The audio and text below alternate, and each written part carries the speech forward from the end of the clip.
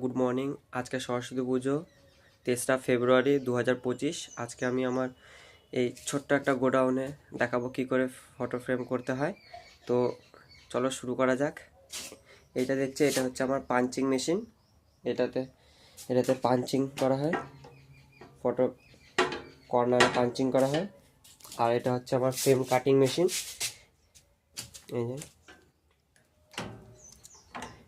এই লিভার দিয়ে মেশিনটাকে up down করতে হয় এবং এই যে পায়ে দিয়ে ব্লেডটাকে আপ ডাউন করে। তো ভিডিওটা শুরু করার আগে প্রথমেই বলে থাকি, আমার যে লোকনাথ ফটো বাইন্ডিং পেজটা আছে সবাই একটু ফলো করে দিও এবং সবাইকে শেয়ার করে দিও। আমি ব্লগ বানাতে পারি না, প্রথমবার ব্লগ বানাচ্ছি। অনেক মিস্টেক হবে, ভুল হবে, আমি বুঝতে পারছি। তবুও এই যে আমি কাটিংটা এখন শুরু করব, তারপর আস্তে আস্তে ভিডিওটা দিকে সবাই চোখ দেবেন। প্রথমবার ভিডিও বানাচ্ছি, অত বলতে পারি না।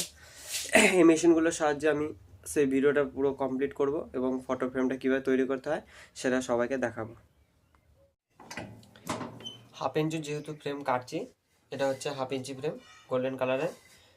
প্রথমে যেহেতু হাফ ইঞ্চি ফ্রেম, তাই দুবারে লিভারটা দিয়ে আগে ইঞ্চি করে কাটতে হবে। 1 ইঞ্চিতে 3বার 4বারও করে অনেকে, তো আমি বিশেষত দুবারই করি, হাফ ইঞ্চি যেহেতু ফ্রেম।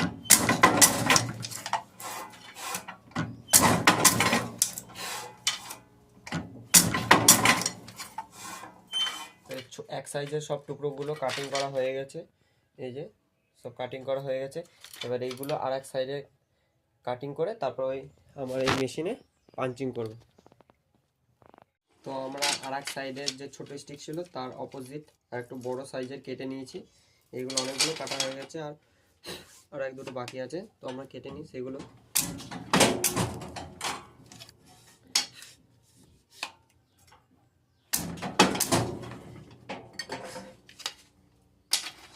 তো সব আমাদের কাটা রেডি।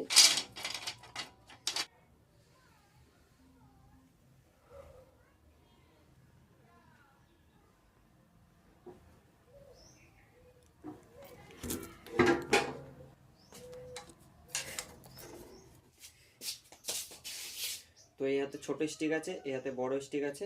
তো ছোটটা এই দিকে ঢুকালাম, বড়টা এই দিকে রেখে পা দিয়ে প্রেসার দিতে হবে।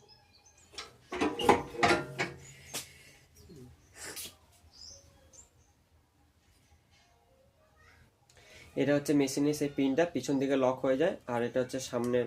এটা দেখুন কি সুন্দর ফিনিশিং মেশিনে। তো এমনি করে করে সবগুলো রেডি করে ফ্রেমে রূপান্তরিত করব।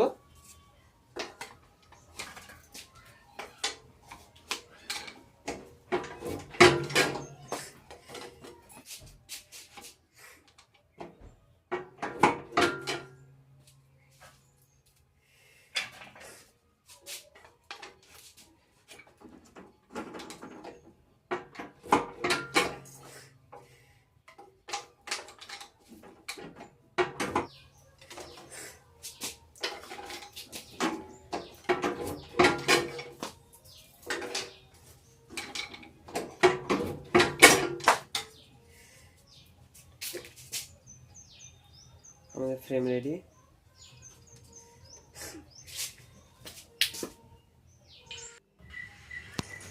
দেখুন এবার এক সাইড দিয়ে কিরকম লাগে, মেশিন পা দিয়ে পাঞ্চিং করতে হবে, দুটো কর্নার মিশিয়ে।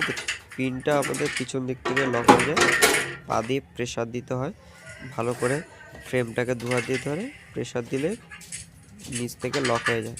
এক হাতে ছোট এক হাতে বড় স্টিক সবসময় রাখতে হবে। এবার পা দিয়ে প্রেসার দিলে লক হয়ে যাবে। আবার একটা ছোট স্টিক একটা বড় স্টিক দিয়ে পা দিয়ে ভালো করে লক প্রেসার দিলে লক হয়ে যাবে।